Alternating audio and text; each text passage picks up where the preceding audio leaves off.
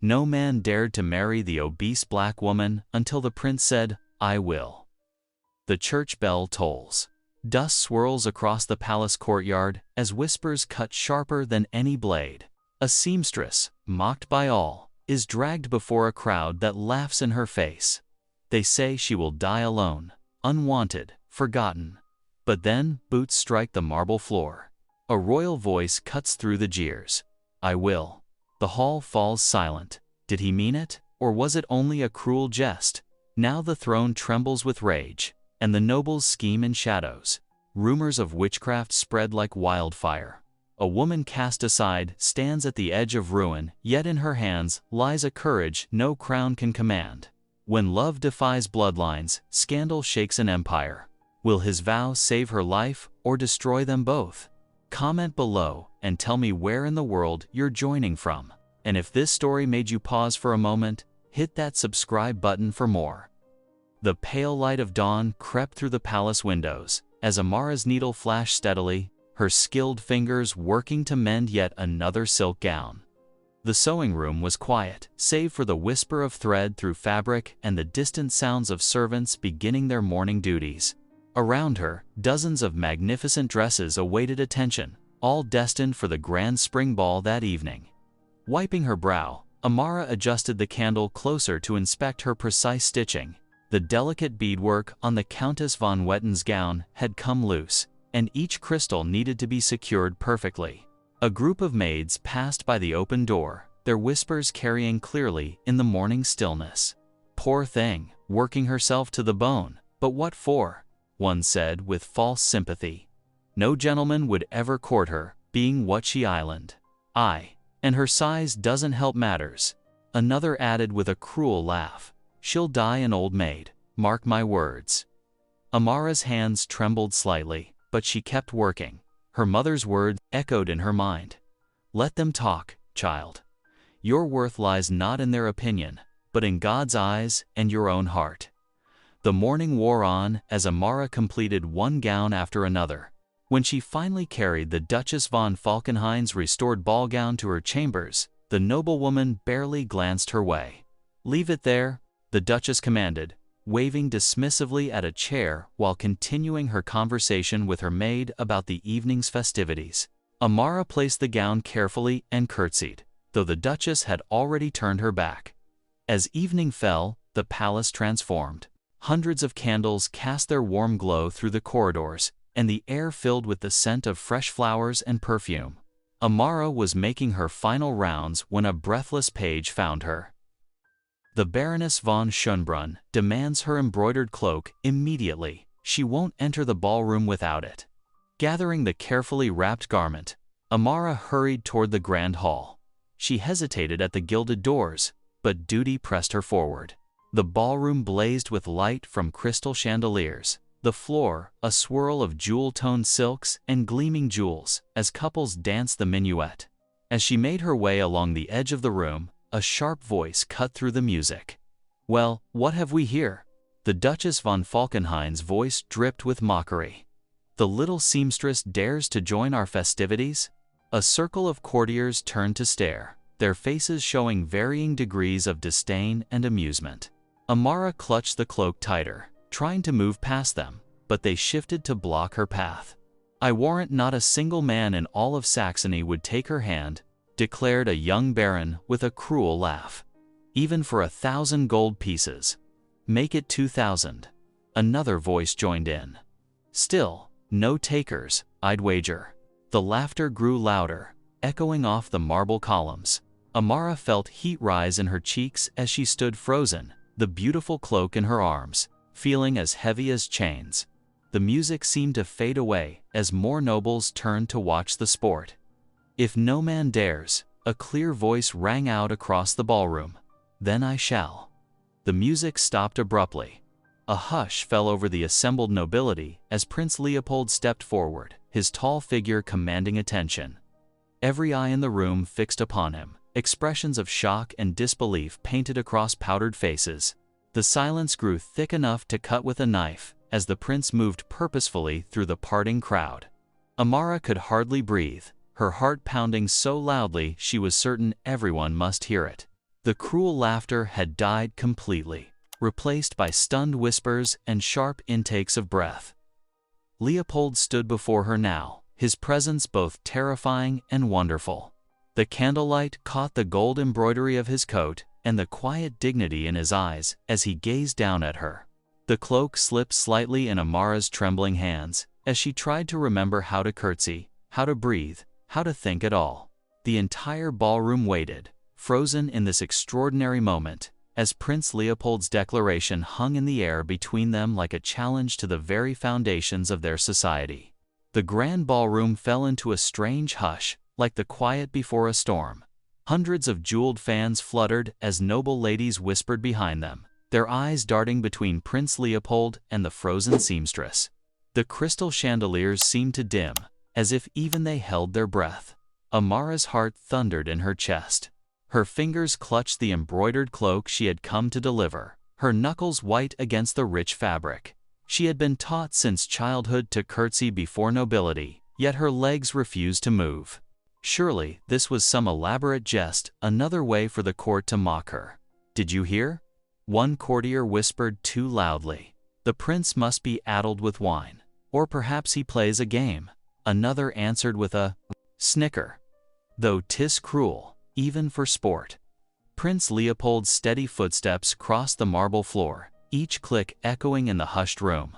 He moved with the grace of his noble bearing, yet his face showed none of the mockery Amara feared to find there. Instead, his eyes held something she had never seen directed at her before: kindness. "My lady," he said softly, offering his arm. "Permit me to escort you from this vulgar display." Amara's throat felt tight. "Your Highness, I am no lady, just a seamstress." "You are a daughter of God's creation," he replied, loud enough for those nearby to hear, "and worthy of far more respect than you have been shown this evening." With gentle insistence, he took the cloak from her trembling hands and guided her toward a side door. As they walked, he positioned himself between her and the staring crowd, like a shield against their judgment. The whispers followed them, but Leopold's presence made them seem distant, less cutting. In the quiet of a small antechamber, lit only by wall sconces and a crackling hearth, Amara found her voice. "Your Highness mocks me surely. Why would a prince defend a common seamstress?" Leopold's face grew serious. "I speak with complete sincerity, Miss Amara, and I have watched you longer than you know." He moved to the fireplace, his shadow dancing on the wall. "Last winter, during the bitter frost, do you recall the morning you encountered the beggar woman near the palace gates?" Amara blinked in surprise. "The old grandmother with frost-bitten hands?" "Yes, I saw you remove your own wool shawl and wrap it around her shoulders. You spoke gentle words to her, shared your morning bread, though you had little enough yourself." His voice softened. "In that moment, I witnessed more nobility than I have seen in 1,000 royal balls." "But," Amara wrapped her arms around herself, remembering the bite of that cold morning. "Such a small thing." "Small?" Leopold shook his head. "Your ember pension." Compassion that day marked my heart. I have seen too many nobles pass that same woman without a glance. Yet you, who had so little, gave what you had. He stepped closer, his eyes earnest. "That is the measure of true worth, Miss Amara. Not titles, not wealth, but the goodness in one's heart." Still, fear gripped her. How many times had she seen noble boys make sport of servant girls' hopes? "These are pretty words, Your Highness, but surely you cannot mean—" "I meant every word I spoke in that ballroom," he interrupted firmly. "Every single one." Before Amara could respond, hurried footsteps approached. A palace messenger appeared in the doorway, his face grave. "Your Highness," he bowed stiffly, "the elector demands your immediate presence." Leopold's jaw tightened, but he maintained his composure. "Very well." He turned to Amara, speaking quickly but gently. "Do not fear. Whatever comes, know that my words were true." Amara watched him follow the messenger, her heart pounding with equal measures of wonder and dread. Left alone in the antechamber, she sank onto a velvet-cushioned chair, her legs no longer able to support her. What punishment would the elector devise for this scandal? A prince, defending a common seamstress, worse, one of mixed blood? She clasped her hands together, trying to still their trembling, and whispered a prayer for them both. In the elector's private chamber, midnight cast long shadows across the ornate carpet. Candlelight danced on gilt-framed portraits of stern ancestors, while a fire crackled in the massive stone hearth.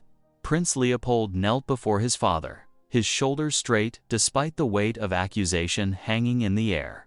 "You will retract these foolish words immediately," the elector commanded, his voice sharp as steel. He stood with his back to the fire, its light turning him into a towering silhouette. "To even jest about marriage to a common servant, N.A.T.S., it disgraces our entire bloodline."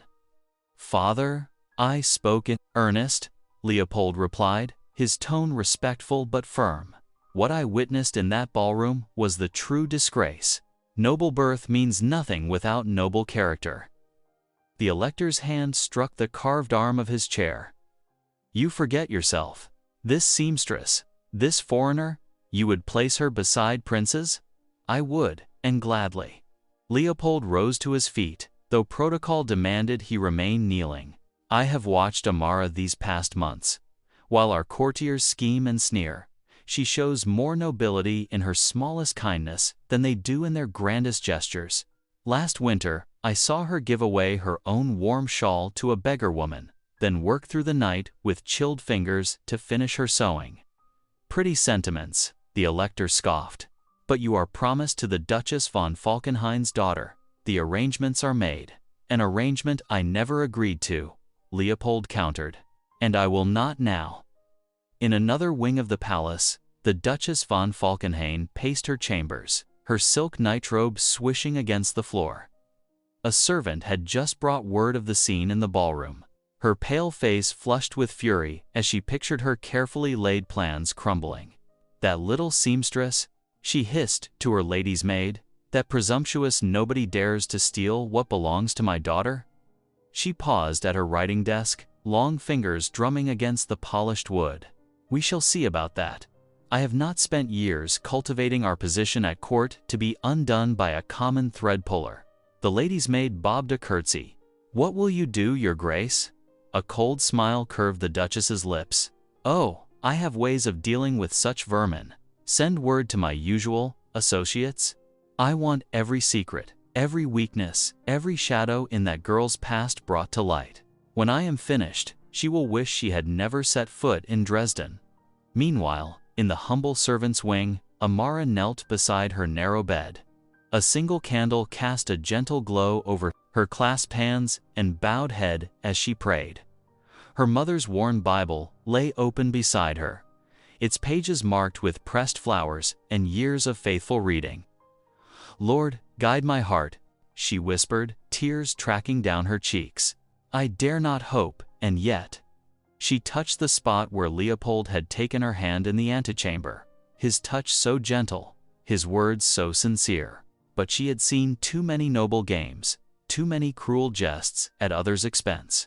"Whatever comes, give me strength to face it with dignity." The night passed slowly, each hour marked by the palace's great clock. As dawn approached, the first rays of sun pierced the stained glass windows of the great hall. The morning bells began their solemn toll, calling the court to witness the day's proclamations. The court herald, resplendent in the elector's colors, unrolled a scroll before the assembled nobility. Amara stood far at the back, half hidden behind a column, her heart pounding. The Duchess von Falkenhayn watched from her privileged position near the throne, triumph gleaming in her eyes. "By decree of His Serene Highness, the Elector," the herald's voice rang out, "it is hereby proclaimed that the seamstress known as Amara, being of common station and foreign blood, can never wed a prince of this realm. Such a union would violate all natural law and proper order." The proclamation set the court buzzing like disturbed wasps. Ladies whispered behind painted fans, while gentlemen nodded in grave approval. Amara pressed her hands to her mouth, stifling a sob, as the herald's words echoed through the marble hall. The Duchess's daughter smirked openly, while her mother's calculating gaze swept the room, noting who looked sympathetic to the seamstress's plight. "Did you hear?" one courtier whispered to another. "They say the prince actually meant his declaration." "Impossible," came the reply, "though they say he argued with his father half the night about it."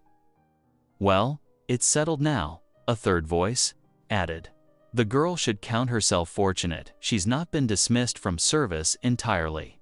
The morning sun climbed higher, its light falling through the windows to illuminate the gilded hall, while beneath the glittering surface, the waters of scandal and forbidden love ran deep and dark. The morning sun cast long shadows across the palace halls as Amara bent over her work table. 2 days had passed since the herald's cruel proclamation. Her fingers moved steadily through familiar motions of mending and stitching, though her heart felt as fragile as the delicate lace beneath her hands. She could feel the weight of sideways glances from passing servants and nobles alike, their whispers following her like autumn leaves in the wind. The heavy wooden door to her workshop creaked open. Amara looked up, expecting another demanding noblewoman with a torn hem. Instead, her breath caught in her throat. There stood Prince Leopold, his tall figure filling the doorframe. Behind him, the kindly palace chaplain smiled warmly, his presence both reassuring and proper. "Good morrow, Miss Amara," Leopold said softly, his voice carrying none of the mockery she had grown to expect from nobles. "Would you honor me with a turn about the palace gardens? The spring blooms are quite lovely today." He gestured to the chaplain. "Father Thomas has agreed to accompany us." Amara's hands trembled as she set aside her needlework. "Your Highness, I would be honored." She smoothed her simple gray dress, suddenly conscious of every wrinkle and thread. The gardens stretched before them like a painted canvas, alive with the colors of early spring. Cherry blossoms dusted the paths with pale pink petals, while golden daffodils nodded in the gentle breeze. The chaplain maintained a respectful distance, close enough to observe but far enough to allow conversation. "Tell me of your family," Leopold said, his steps matching her shorter stride.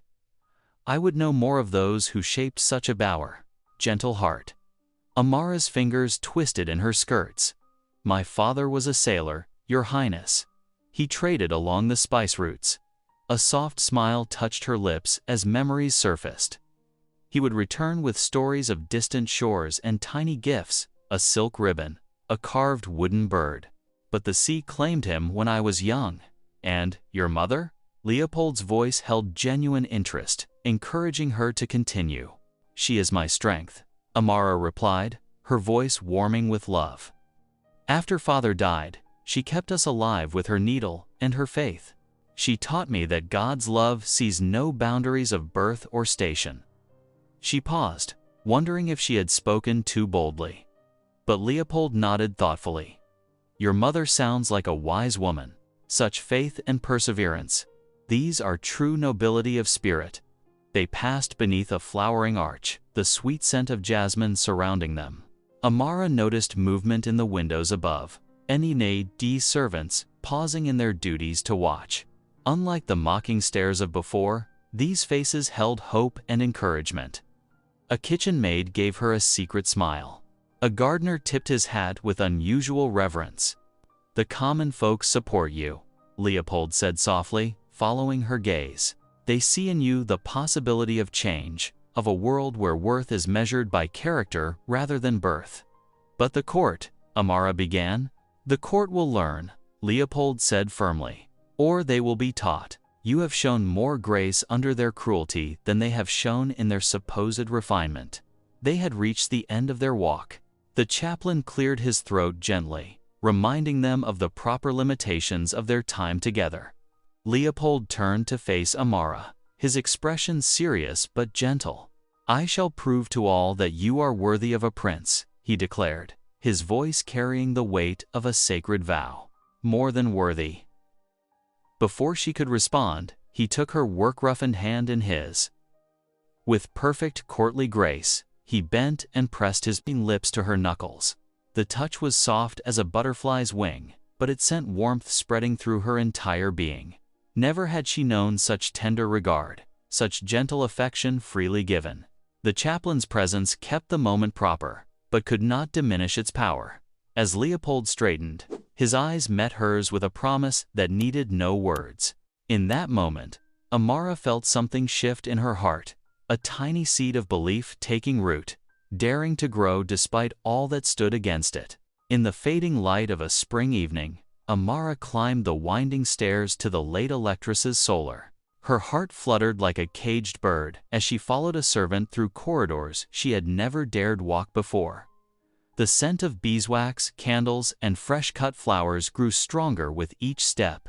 When the door opened, warm candlelight spilled out, making Amara pause at the threshold. The solar was smaller than she had imagined, but filled with an intimate beauty that took her breath away. Tapestries lined the walls, their muted colors glowing in the gentle light. A table had been set with fine linens and silver, yet it was not the overwhelming grandeur of the great hall. Instead, it felt like stepping into someone's cherished memory. Prince Leopold stood as she entered, his smile genuine and warm. "Welcome, Amara. Please, be at ease here." He gestured to where the chaplain already sat, his kind face familiar and reassuring. Next to him was an older gentleman with silver at his temples, Leopold's tutor, Master Heinrich. Two trusted palace servants stood ready to serve, their expressions encouraging rather than judgmental. "Your Highness," Amara curtsied, her voice barely above a whisper. "This is too much honor." "Not at all," Leopold replied, pulling out a chair for her himself, a gesture that made the servants exchange pleased glances. "This room has been too long without laughter or life. My mother would have wanted it filled again with warmth and fellowship." As Amara settled into her seat, she noticed the delicate plates before her, painted with woodland scenes. The food was hearty yet refined venison from Leopold's own hunt, fresh bread still warm from the ovens, and early spring vegetables prepared with care rather than excessive ornament. "Before we begin," Leopold said, reaching for a small wooden box beside his plate, "I have something I wish to give you." He opened it carefully, revealing a string of deep blue beads that caught the candlelight like captured stars. "This was my mother's rosary. The sapphires came from Bohemia, but she had them set here in Dresden." A collective intake of breath filled the room. Amara's hands trembled as Leopold placed the rosary in them. "Your Highness, I cannot, this is too precious." "My mother would have loved you, Amara," Leopold said softly. She too knew what it meant to be judged by those who saw only her origins, not her heart. "She would want you to have this." The chaplain nodded approvingly. "Indeed, she would have recognized a kindred spirit in you, my dear." As the evening progressed, the atmosphere grew more relaxed. Master Heinrich shared stories of Leopold's childhood lessons, making them all laugh with tales of the young prince's stubborn determination to master Latin. The servants added dishes to the table with easy familiarity rather than stiff ceremony. Even the chaplain seemed to shed some of his usual gravity, his eyes twinkling as he recalled the late Electress's quick wit and kind heart. Amara found herself speaking more freely than she ever had in the palace. She described her mother's herb garden, the way she could identify every plant by touch and smell. She spoke of learning to sew by candlelight, her mother teaching her that every stitch was a prayer for the person who would wear the garment. Leopold listened intently, asking questions that showed genuine interest in her life and family. When she mentioned her father's tales of distant ports, his eyes lit up. "You must tell me more of his voyages someday. I've always longed to hear true stories of the sea." The candles had burned low when the evening finally drew to a close. Amara's heart felt full to bursting with a joy she had never known possible within the palace walls. Here, in this intimate circle, she had been treated not as a seamstress or an outsider, but as someone worthy of respect and affection. As she prepared to leave, clutching the precious rosary to her heart, Leopold took her hand. "Thank you for sharing this evening with us. Know that you will always have a place here." Walking back to her quarters in the servants' wing, Amara held the rosary close, its beads still warm from her touch. "Perhaps," she whispered to herself, "perhaps love truly can be mine." The thought made her feel as though she could float above the stone floors. But in the shadows of an alcove, unseen by all, a figure watched her pass. The Duchess's most trusted spy observed every detail of Amara's glowing face and the glint of sapphire beads in her hands, storing away information that would soon make its way to far less kindly ears. The morning sun cast long shadows through the palace windows, but darkness lurked in whispered words. Servants huddled in corners, their voices hushed yet urgent. African charms, they whispered, dark magic from distant lands. The rumors spread like wildfire through the marble halls, growing more sinister with each telling. The Duchess von Falkenhayn glided through the corridors like a serpent, her silk skirts rustling with purpose. Her eyes gleamed with triumph as she approached the Elector's private chamber, clutching a small leather pouch in her gloved hands.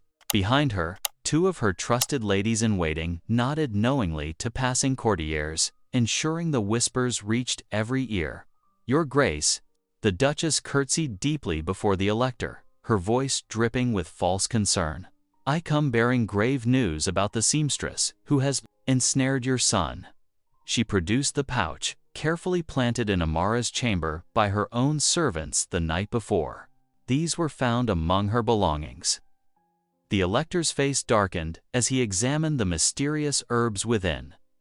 His fingers trembled with rage as he summoned his council. Within the hour, nobles filled the Grand Council chamber, their faces stern with judgment. Leopold stood before them, his back straight and proud, despite the accusations being hurled at him. The chamber buzzed with hostile voices, each noble trying to outdo the others in their show of outrage. "Your Highness must renounce this common witch," Lord Brandenburg declared, pounding his fist on the ornate table. "Think of your noble blood," another shouted.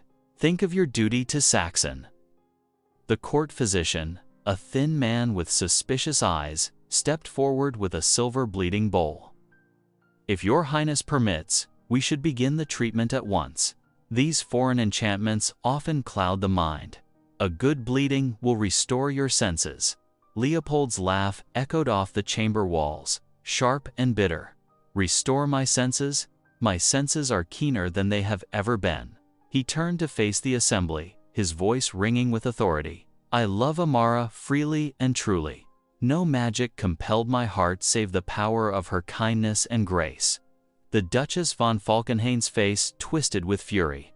Such declarations only prove how deeply her spell has taken hold. "Enough," Leopold's voice thundered through the chamber. "I will hear no more of these ridiculous accusations." He strode toward the door, his boots clicking against the marble floor. "My love is my own, given freely to one whose nobility of spirit far exceeds the petty machinations of this court." The heavy doors slammed behind him, leaving stunned silence in his wake.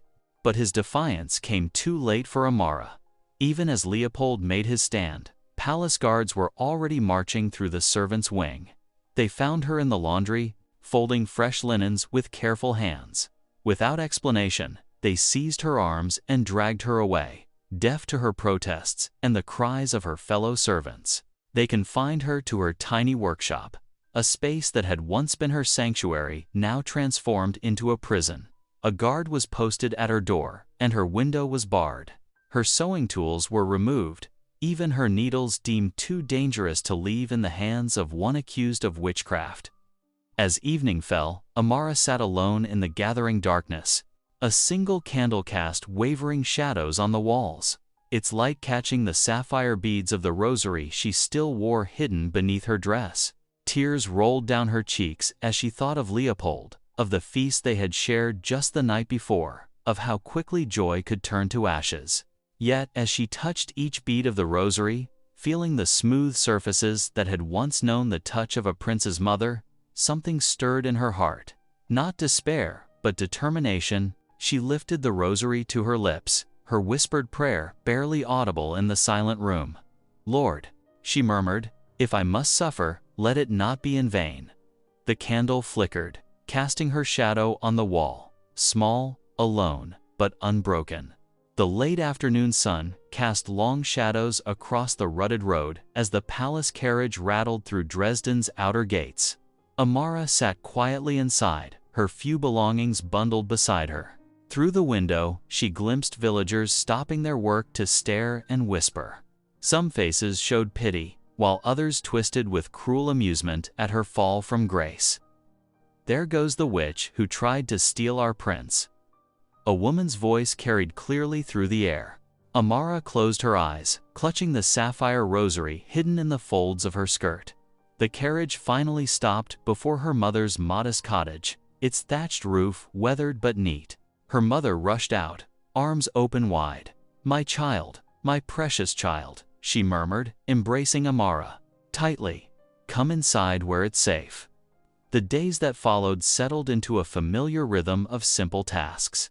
Amara's fingers, so recently adorned with fine silk and golden thread, now mended rough wool and common linen.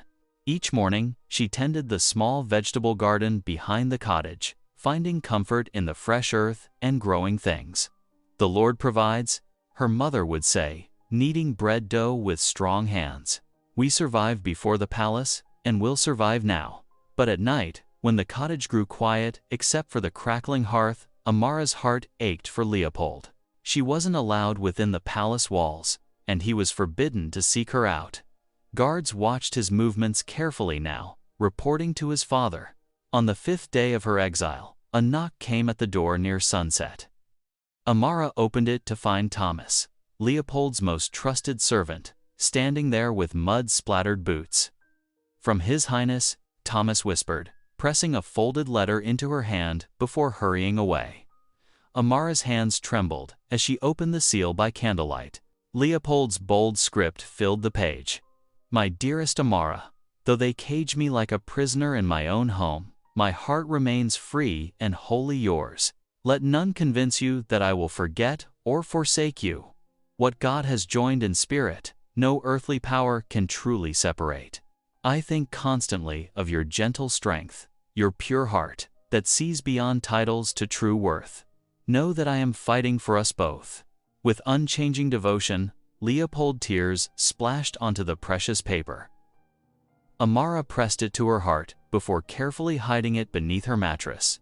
Meanwhile, within the palace's marble halls, the Duchess von Falkenhayn moved with triumphant grace. Her victory seemed complete. The foreign seamstress was banished, and her own daughter's future secured. "Everything is prepared for the betrothal ceremony," she told her daughter as servants arranged her hair. "We'll announce it before Leopold can raise any further objections. Once the formal agreement is signed, not even a prince can break it without grave scandal." Her daughter preened in the mirror, already imagining herself as princess. "And that common witch will watch from her hovel as I take what she dared to reach for." The Duchess smiled, though her eyes remained cold. "The bans haven't been read yet, but that's a mere formality. By week's end, your place will be secured." That evening, as stars began appearing in the twilight sky, Amara knelt beside her narrow bed. The straw mattress was a far cry from the palace's feather beds, but she found peace in prayer. "Lord, grant me strength to bear whatever comes," she whispered, fingers moving over the rosary beads, "and protect Leopold from those who would force his heart." A soft knock interrupted her prayers. Amara rose, wondering who would call at this hour. She opened the door to find a cloaked figure standing there. The hood fell back, revealing Leopold's beloved face. "My prince," she gasped. "How did you?" "Shh," he cautioned, glancing over his shoulder.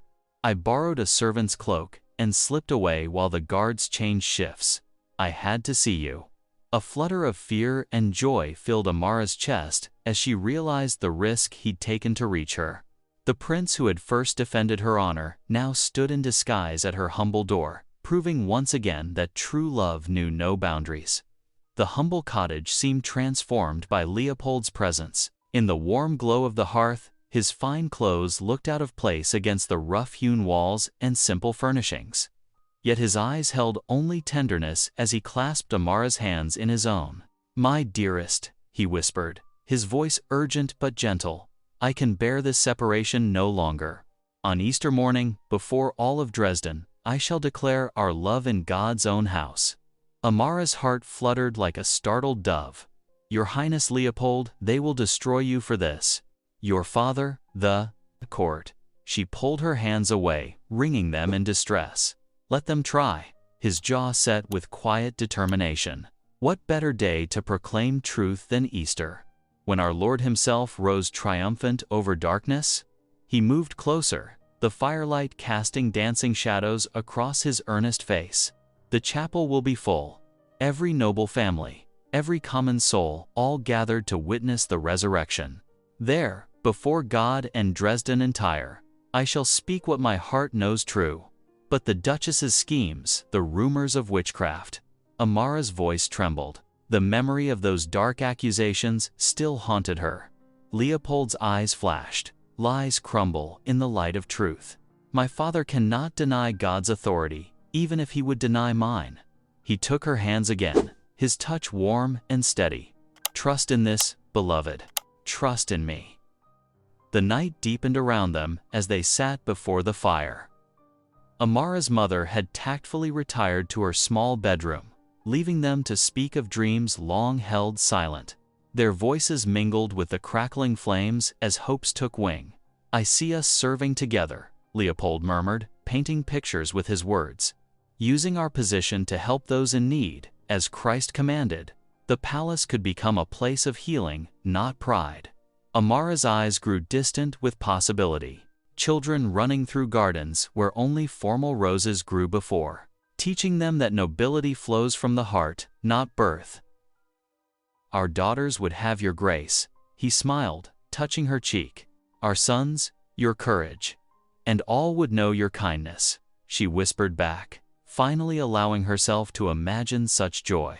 Hours passed like minutes as they spoke of the life they yearned to build. A life where love might bridge the chasms of class and color that divided God's children, where their union could stand as living proof that heaven's grace outshone earthly prejudice. "The court must learn that true nobility dwells in character, not bloodlines," Leopold declared. "In compassion, not cold ceremony. You have taught me this, my love." Amara's heart swelled, even as anxiety fluttered in her chest. "But the cost is nothing compared to the price of denying truth." He clasped her hands firmly. "I would rather lose a crown than forsake what God has joined in my heart." The eastern sky began to pale, warning that their precious hours grew short.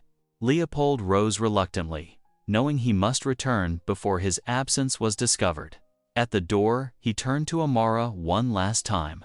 "Tomorrow at Easter Mass," he said softly, "when I stand before the altar, will you stand with me, whatever storms may come?"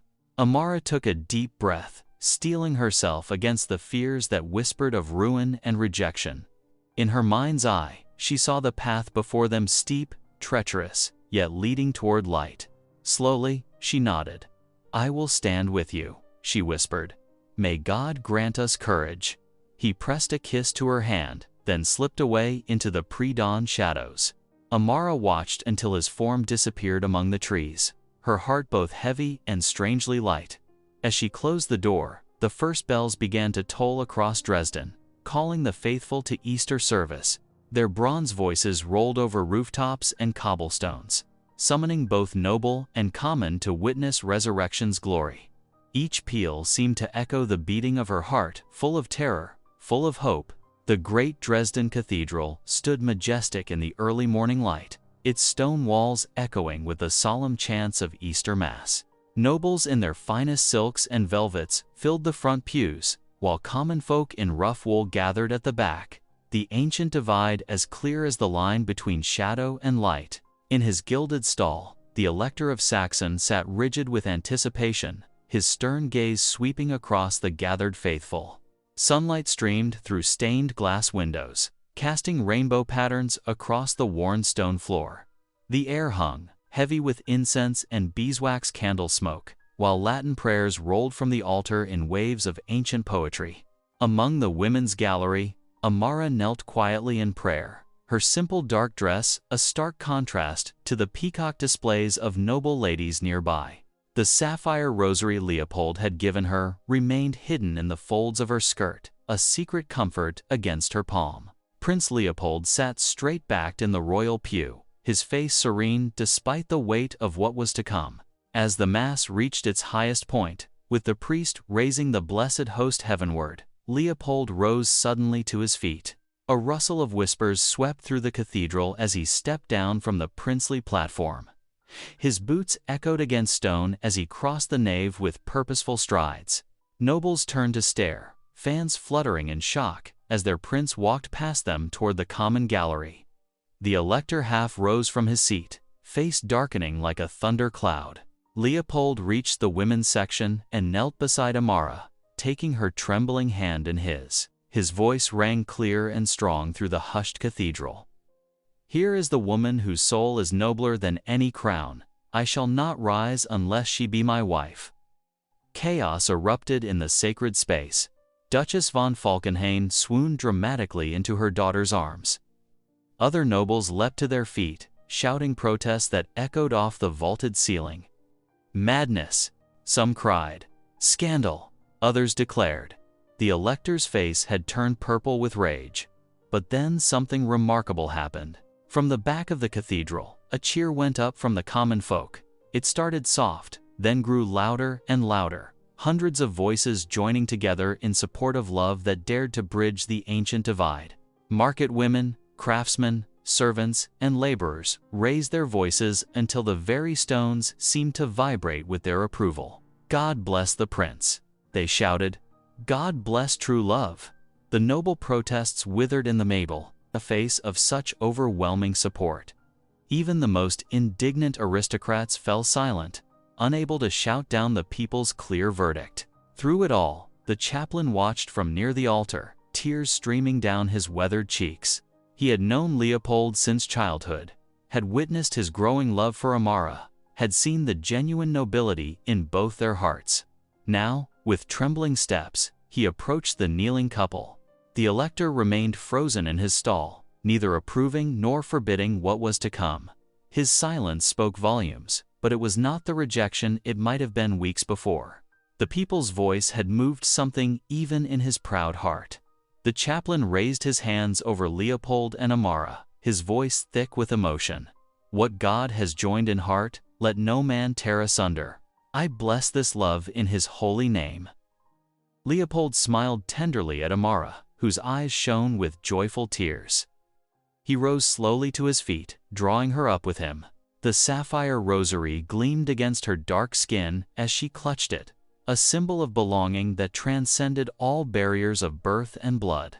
They stood together before all of Dresden, prince and seamstress, noble and commoner, their joined hands a bridge between worlds that had been separated for centuries. The morning sun burst through the windows with renewed brilliance, as if heaven itself smiled upon their union. The morning sun painted Dresden's palace halls with golden light as servants bustled about, preparing for a day none had thought possible. 3 days of fierce debate in the council chamber had finally ended with the elector's reluctant acceptance. His son's unwavering devotion, combined with the people's overwhelming support, had softened even his iron will. "Let it be done," he had declared at last, his voice heavy with resignation. "Let the special license be granted." Now the great cathedral blazed with hundreds of candles, their warm glow reflecting off polished marble and gilded icons. Nobles filled the front pews once more, though this time they sat in quiet acceptance rather than outrage. The Duchess von Falkenhayn lurked near the back, her face twisted in barely contained fury as she clutched her daughter's arm. When Amara appeared in the doorway, a collective gasp rose from the congregation. She wore a gown of pristine white silk, lovingly crafted by her fellow seamstresses in secret during the long nights of her exile. The sapphire rosary graced her neck, its deep blue stones matching the forget-me-nots woven into her dark hair. Leopold waited at the altar, resplendent in his formal military uniform, his face glowing with joy as he watched his bride approach. The same chaplain who had blessed them at Easter now stood ready to perform the sacred rites, his ancient hands holding the prayer book steady despite his emotion. "Before God and these witnesses," the chaplain proclaimed, his voice carrying to every corner of the vast space, "I now pronounce you man and wife." The Duchess could bear no more. With a dramatic sweep of her skirts, she pulled her daughter toward the door, their hasty departure marking the end of their influence at court. Few even noticed them go, so focused were all eyes on the radiant couple before the altar. Palace servants beamed with undisguised pride as they watched the ceremony, their hearts full at seeing one of their own elevated by true love. Common folk who had gathered outside the cathedral erupted in cheers that echoed through the square. Even the most resistant nobles found themselves bowing their heads in respect as the newlyweds passed. Together, Leopold and Amara processed through the palace corridors where she had once walked in shadows. Now, she moved with grace and dignity, her arm linked with her husband's, her head held high. Servants lined their path, offering deep bows and curtsies to their new princess. That evening, in their private chamber lit soft by candlelight, Leopold drew Amara close. "No man dared," he whispered, stroking her cheek tenderly, "but I dared because I saw you." Amara's eyes filled with joyful tears as she whispered back, "And now all the world sees." Their lips met in a sweet kiss as the cathedral bells began to toll, marking the end of one day and the dawn of a new era for Dresden. The sound rolled across the city like a proclamation. Love had triumphed over prejudice, faith over fear, truth over tradition. Thanks for taking a moment to feel with me. If this story reminded you of what matters, hit subscribe. I'll be here tomorrow, continuing our story.